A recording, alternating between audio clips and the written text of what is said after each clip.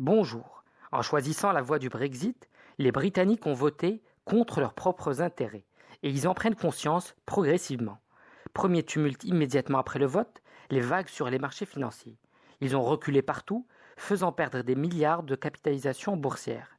La livre sterling s'est effondrée pour toucher un plus bas sur les 30 dernières années, ce qui risque d'augmenter l'inflation et nuire à la demande intérieure. Pour l'instant, tout risque de crise financière a été contenu, car les acteurs, à l'image des banques de la City et d'Euronext, s'étaient préparés à l'avance à ce scénario. Il y a aussi les retombées économiques. Les prévisions montrent une croissance qui baisse de 1,9% à 1,4% en 2016 et de 2,1% à seulement 0,3% en 2017.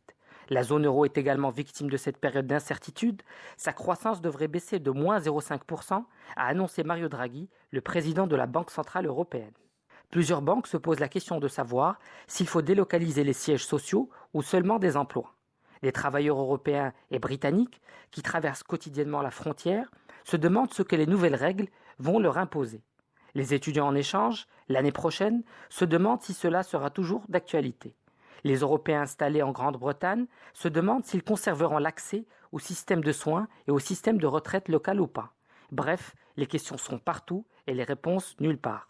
Face à ces inquiétudes, certains commencent à espérer une annulation du vote. En effet, rien n'oblige le gouvernement à activer rapidement l'article 50 de la Constitution.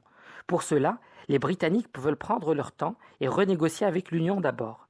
Les Européens sont intraitables, Londres doit d'abord déposer sa demande de sortie avant d'envisager une renégociation. Une pétition qui rassemble 3 millions de Britanniques appelle à recommencer le vote en changeant l'intitulé de la question.